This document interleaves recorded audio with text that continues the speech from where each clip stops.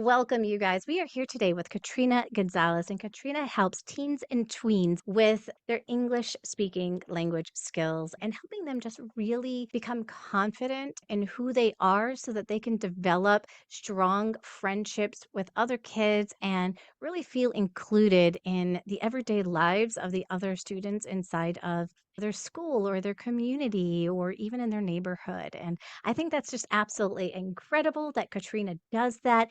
But Katrina was also inside of the classroom before all of this. We're going to get to learn more about why she left the classroom, what she's doing today, and what her experience has been on her journey as being a tutor. Oh, it's gonna be a great day. Taking steps in a big, big way. Charts what I'm worth, I've got no delay. Yeah, it's gonna be a great, great So, Katrina, day. welcome today. I'm so glad to have Thank you. you so much, Joanne. I'm excited to be here. I know. It's so fun when we get to connect and be able to see each other again. So, tell everybody what inspired you to become a teacher initially? I came to it by default. My dad was a math teacher, and typical teenager, I would never be a teacher. No, well, actually, it was music therapy that I wanted to go into. Glad I didn't because there are very few jobs. But then one of the best programs at the college I was going to is the education program. And I Mhm. knew I loved students. I knew I loved the process of teaching. And so there I went. Didn't follow my dad in the math, but did more of an ELA, special ed, early childhood special ed, taught for 31 years. So something worked. Yeah. What were some of the most rewarding parts of your teaching career? Apart from just those amazing moments, those where students, the light bulb came on. We all know what that is if we're teachers. Looking back at the very beginning, I taught early childhood special ed. I had a child whose doctor said she wouldn't walk, take her first steps in my classroom. So it's from that physical kind of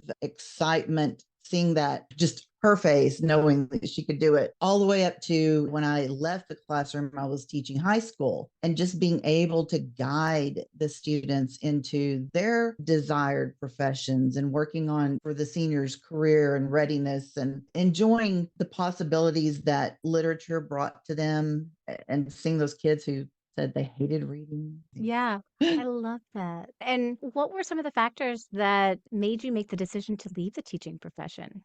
As I said, I did teach for 31 years. I was eligible for retirement, but that was not my plan.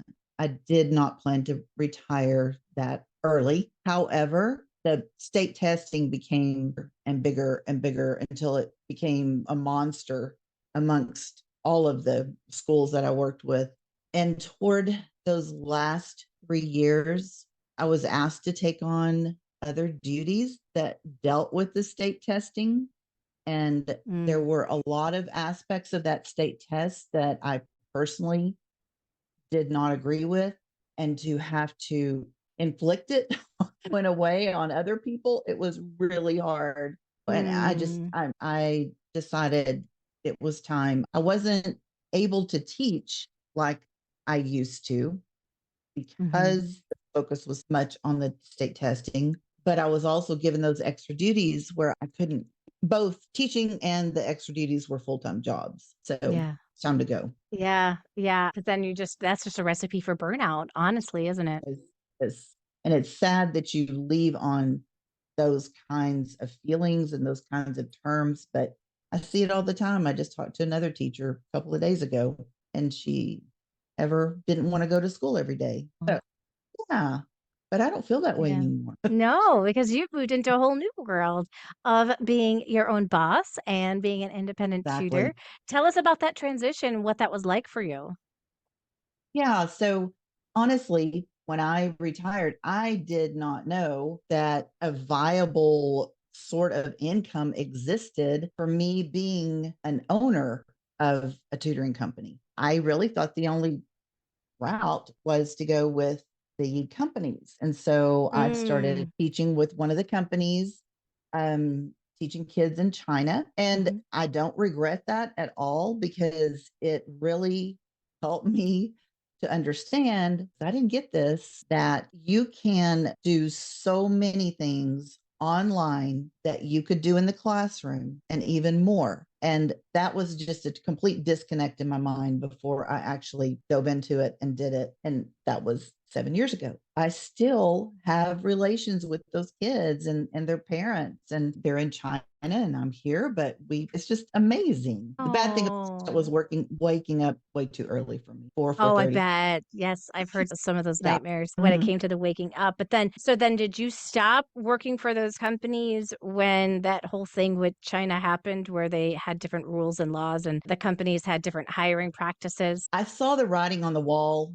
I knew that was going to happen. It did not happen when I really left. I Uh-huh. was offered a position as a education consultant at a vocabulary company that I had worked with. Mhm. And so I Mhm. actually did that for 3 years Oh, okay. simultaneously, and then exclusively at the vocabulary. It was a 3-year Oh, awesome. contract and didn't like that. I miss the That's the hard part, isn't it? Because I kids. mean, we go into teaching because we love working with the students, right? And Exactly. then you get to a point where you're so good at working with the students, they start putting you in these other roles that take you away from working with the students, which Absolutely. can be great, but at the same time, like you start really missing being able to work with the students. Yeah, Because I think it's, intrinsically that feels like, for me, that's my purpose. I Mhm. know that's my purpose. That's what centers Yeah, me, is to work with students or to work with young teachers, or just, yeah. I love that whole process of learning. And How do the relationships that you build with your students in a tutoring setting kind of differ from those in a classroom? said, I really thought it was going to be so different, but it is. Mm, There's almost a more enriching type of relationship because the parents are more invested. yeah. They really want the best for their kids. Whereas I worked in Title I schools my whole life, and those parents might have had 3 or 4 jobs, and I didn't see them. They just Mhm. could not get involved. That whole thing of being the parent and the teacher. And that's never been my experience in tutoring. A tutor, I'm a teacher, and that's it. Yeah.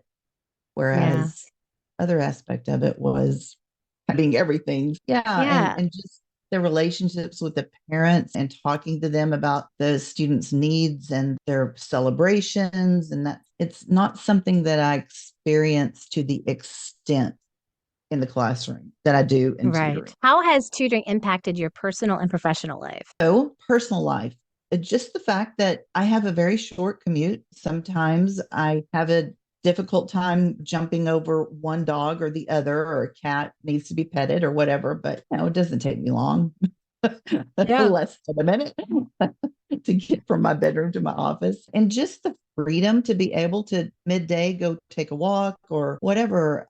Personally, it has been wonderful for me. Professionally, I will say at first it was horrible. And this is back when I first retired, because I did not have a community. I longed for that camaraderie, that learning together experience, and throwing ideas around, and just that whole big ball of good things that came from being in the school system. And it wasn't till about August 20th of 3 that changed drastically. I did not know there was such a thing as the same thing that I felt in the public school system.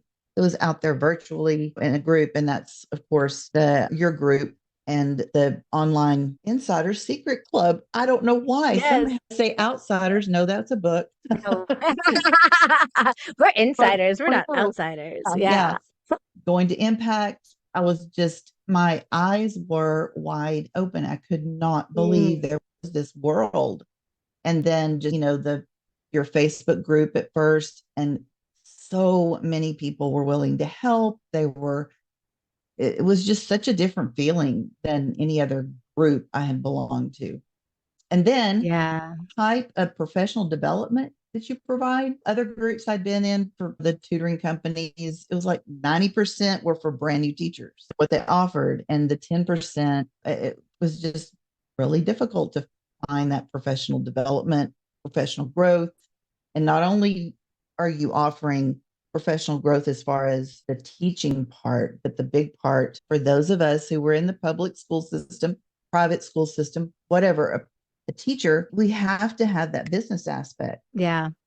And I would say the biggest thing from joining your group is the mindset, because as a teacher, I deal with that imposter syndrome. I'm like, wait, I'm not a person to have a business. That's just not in my DNA. But guess what I did today? I went to an SBDA webinar about growing your business. I know I am that person now. August 2023, I didn't know I was that person. I know now that Yeah. you can be a business owner. Yeah, there's a lot of mindset that does go on into it. It's different than being a teacher in the classroom. Your students are all delivered to you, right? When you become a business owner, Exactly.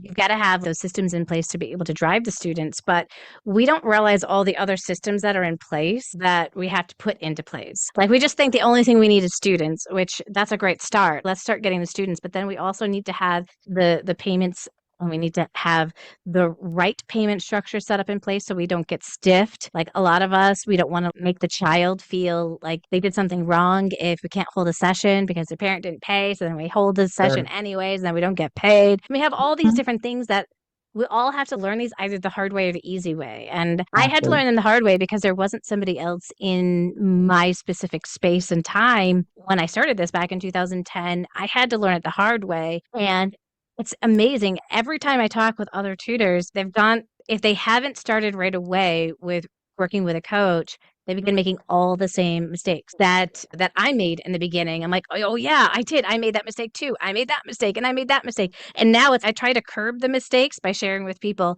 here's what you need to do, here's why, here are the mistakes that will happen that other people have made, that if you go this route, here's what you can expect to happen. A lot of us don't think ahead of time that the parents aren't going to pay. We just think they're all going to pay on time. Like I send them the Yeah. invoice and they're just going to Right. pay on time. Like we don't anticipate that they're not going to pay us. And what solution should I build to not make that happen? And do I even have the tech know-how to make that happen? I Right. don't know. I don't know how to make that happen. And so we just get stuck and it Mhm. gets put on our to-do list of, That's yeah, I'll figure that out later. I'll figure that out later. right. I'll figure that out later. Right.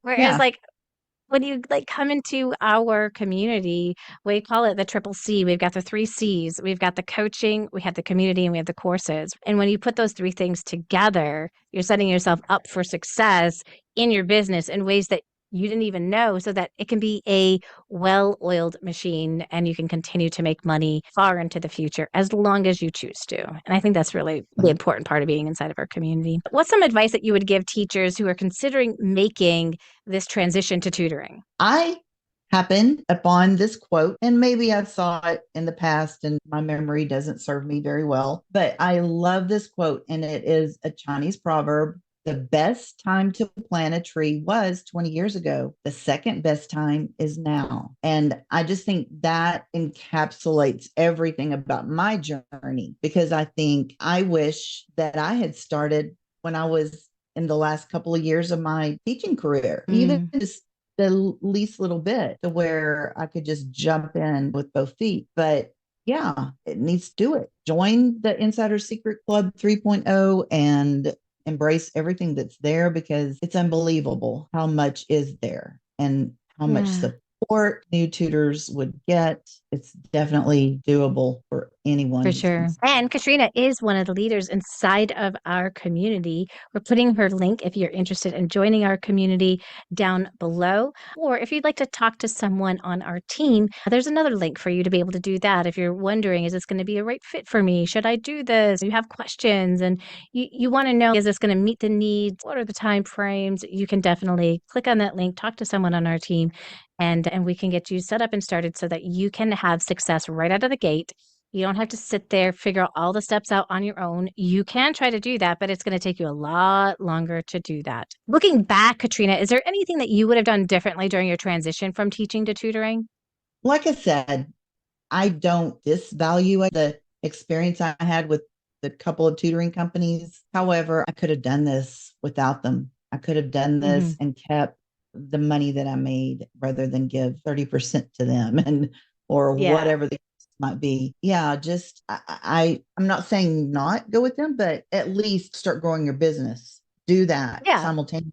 You have to have some income, go for it. But Yeah. your big picture should be growing your own business, because it I think can be that's such done. a wise wisdom. That's wise wisdom. Like if you're in a dire situation right now and you can't get your business like up and running on your own, working for another company will give you some guaranteed income. It's not going to give you a ton of income, but it's going to get you maybe paying the bills to the point where you can start taking on a couple of students on your own, and then you can start investing in your business so that you can begin taking all the right steps inside of your business. If you're still in the classroom right now is the best time to start thinking about what pieces do I need to have in place.